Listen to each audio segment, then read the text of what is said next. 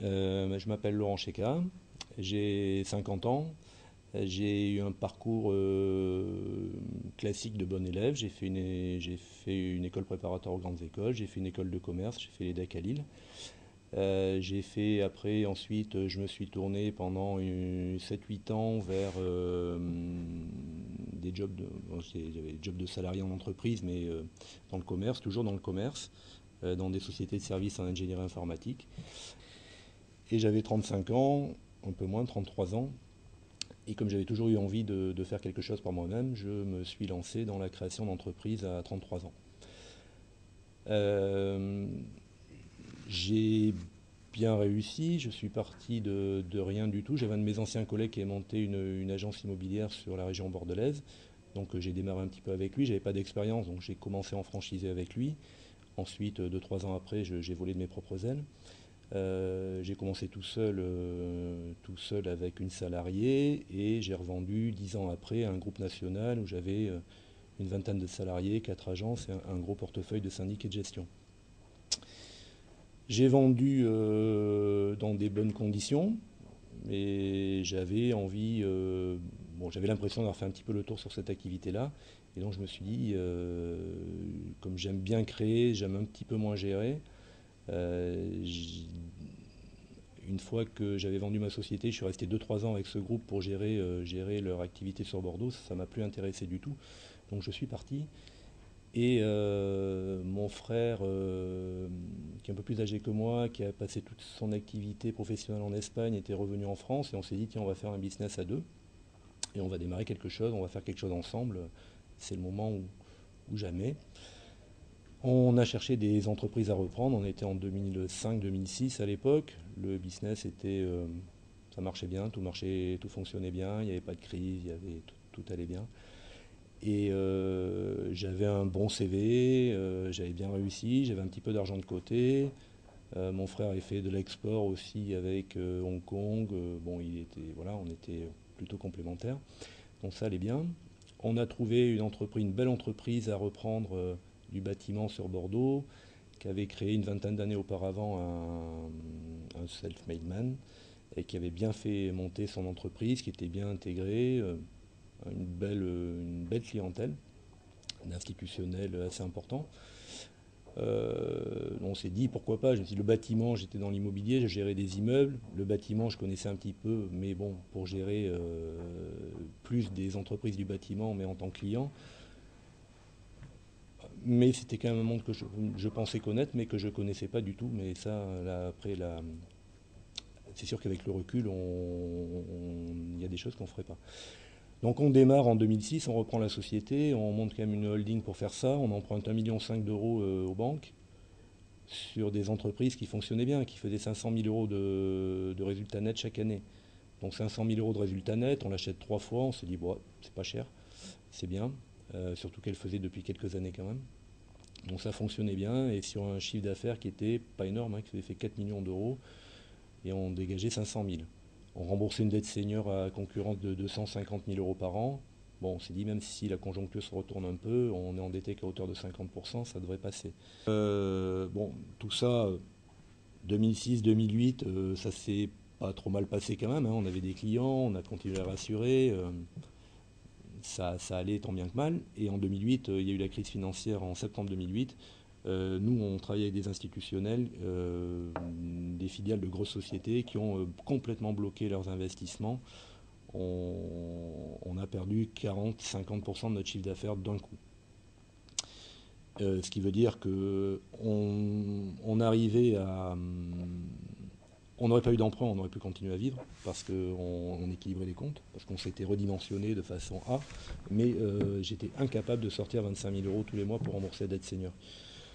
On gagnait peut-être 3, 4, 5 000 euros par mois, mais il nous en manquait 20 000 tous les mois. Et 20 000, ça va très très vite. Donc j'ai commencé en 2008, ça a été difficile. J'ai commencé à aller voir les banques 6 mois après en leur disant on a du mal, mais bon, ça va passer, c'est conjoncturel, il faut nous aider. Bon, j'ai continué à rembourser les emprunts quand même tant bien que mal, on avait un peu de trésor de guerre. 2009, on a été obligé quand même, septembre 2009, de déposer le bilan sur une société. On a continué on a déposé le bilan sur les 3 sociétés, pardon, la holding et les 2 sociétés, et on a continué en redressement, on a monté un plan de continuation qui a été accepté 6 mois, 1 an après, je ne sais plus. Donc on avait un plan de continuation qui tenait la route, on a continué. Mais bon, ça n'a pas suffi, donc après on avait le plan B, c'est que la filiale, on avait 2 sociétés, une holding, on a fondu les 2 sociétés en une. Après, ça ne suffisait pas non plus, donc le plan c'était qu'on ne fasse plus qu'une société avec les 2 qui nous restaient. Et finalement, ça n'a pas fonctionné non plus. On a perdu. Le problème, c'est quand vous déposez le bilan, c'est que théoriquement, on vous annonce, le tribunal de commerce vous dit, et le liquidateur, enfin pas le liquidateur, pardon, le représentant des créanciers, quand j'étais le voir, j'avais pas d'administrateur. Hein. J'ai jamais eu d'administrateur, on m'a toujours laissé libre de ma gestion. La première fois, quand on va voir le représentant des créanciers, il vous dit bah, vous devriez être heureux. Bah, je vous trouve un petit peu triste quand même. Vous devriez être heureux quand même. Les poursuites vont être abandonnées. Vous allez pouvoir continuer votre exploitation. C'est plutôt un soulagement pour vous. Bah, un soulagement, non. Parce que quand vous déposez le bilan, c'est vrai que vos dettes sont bloquées. Elles sont bloquées à l'instant où vous déposez. Très bien. Très bien. Donc tout ce qu'on va rentrer, on va le rentrer, on ne va pas payer les fournisseurs qu'on devait. Le problème, c'est que vos fournisseurs, ils vous font plus confiance puisque vous leur avez laissé une ardoise. Donc si vous leur avez laissé une ardoise, aujourd'hui, ils vous font plus de crédit. Le crédit que vous aviez à 30 jours, 60 jours, vous l'avez plus. Donc vous êtes obligé, avec l'argent que vous rentrez de vos clients, de payer cash vos fournisseurs. Donc du coup, le bol d'air théorique de 2 mois que vous avez avec le tribunal de commerce, vous avez zéro. Zéro, plus votre banquier qui vous enlève toutes les lignes de crédit. Vos clients qui vous payaient avant avec des traites, vous pouviez escompter, j'avais 150 000 euros, 200 000 euros de ligne d'escompte, j'ai zéro. Impossible d'escompter, impossible d'avoir du cash, donc obligé de payer les fournisseurs au coup par coup. C'est très compliqué dans le bâtiment où on est obligé d'acheter beaucoup de matériaux, c'est très très très compliqué à gérer. Résultat, dégradation également de l'activité, de la qualité de notre activité. Nos salariés, voyant que ça se passait pas bien, les meilleurs, malheureusement, ils quittent le navire, ils essayent de se faire embaucher ailleurs. J'avais une spécialité qui n'est pas reconnue. C'est quelque chose, c'est un métier qu'on n'apprend pas dans les écoles, il n'y a pas de CAP, il n'y a rien, donc les gens ont de l'expérience et ensuite ils sont assez facilement revendables sur le marché. Donc ils savaient qu'ils allaient trouver un job. Même s'ils avaient 40 ans, même s'ils avaient 45 ans, ils trouvaient un job facilement. Donc les meilleurs sont partis.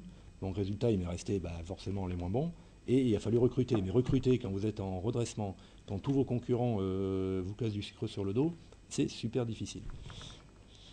Autre chose que j'avais oublié de dire, c'est que le jour où j'ai déposé le bilan, on se souvient, je crois que c'était le 30 septembre 2009, la première fois, le 30 septembre, j'ai mangé avec mon frère le midi, et à 16h, on est passé au tribunal de commerce à 14h, on est sorti à 16h, à 16h, il m'a rendu les clés de l'entreprise, il m'a dit, terminé, je ne reviens plus, il n'est plus jamais revenu. J'avais mon second, mon responsable d'exploitation, qui en a profité les 6 derniers mois aussi pour monter sa société, aller voir tous les clients et dire qu'on allait se casser la figure. Et donc il a monté sa société. Et 3 semaines avant d'être passé une dernière fois au tribunal de commerce, il m'a annoncé qu'il partait, qu'il avait monté sa société depuis déjà 1 mois et qu'il avait rapatrié quelques clients en passant. Pas les salariés, parce que les salariés ils n'ont pas voulu le suivre pour d'autres raisons, mais bon, voilà. Mais enfin, il est parti avec les clients, donc c'était le principal. Donc avec tout ça, vous dites, le jour où vous passez au tribunal de commerce et que vous êtes déclarant, enfin moi j'ai demandé à mon avocat, maintenant on arrête, on passe carrément en liquidation parce que là il n'y a plus de solution. Ce qu'il y a eu d'intéressant dans mon parcours, et pas que je recommande du tout, mais c'est que ça a quand même duré 2 ans. Et pendant ces 2 ans, j'ai quand même cherché, à la fois évidemment à faire que mon entreprise continue, mais également à tous les jours presque à réfléchir à des plans B. Alors B, C, D, ça dépendait, ça augmentait les lettres avec la durée. Mais je savais que si ça se passait mal, j'aurais une solution de repli. Alors sur le plan personnel aussi, faire attention parce que quand vous avez vos problèmes qui sont importants sur le plan professionnel, c'est très difficile de les faire partager à la personne qui vit avec vous. Très difficile. Surtout si en plus, ce qui est mon cas, pas un job, enfin elle n'est pas à son compte, elle a un job salarié, elle a voilà tout, enfin, voilà, d'autres préoccupations. Vous la fatiguez très très vite avec vos problèmes, très très vite. Et après c'est pas un soutien que vous avez, c'est plutôt un poids. Donc il faut, au bout de quelques mois, j'ai compris qu'il ne fallait plus en parler, je n'en parlais plus, j'ai complètement fait une barrière entre ma vie privée et ma vie professionnelle. Et c'est toujours se poser la question aussi, hein, demain, si ça s'arrêtait demain, ben, on ferait quoi qu'est-ce qu'on ferait? Enfin, Donc on ne va des pas se plans la B, poser tous les tu matins. disais Des des plans plans B, B, des plans C, des plans D. toujours, oui. Maintenant, tu raisonnes systématiquement comme ça. Toujours. Et Oui. est-ce que ça limite Enfin, ton énergie, ta motivation dans l'activité que tu fais? alors moi au contraire non, au contraire oui. Non au contraire, moi je serais plus inquiet et plus stressé si j'avais pas de plan de sortie. Si j'avais que ça, j'avais que j'étais voilà c'est ça où je meurs, ouais c'est super stressant, c'est pas possible, enfin pas possible. Non non il faut avoir toujours pas forcément un rêve bon c'est bien d'avoir un rêve aussi mais en tout cas, se dire que bon, ben, si ça marche pas, je vais tout faire pour que ça marche parce que créer, arrêter, recréer, arrêter, enfin c'est un peu fatigant aussi. Hein.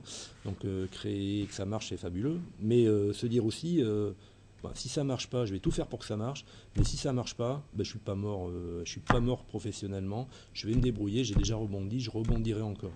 Et je ferai autre chose, mais je ferai quelque chose.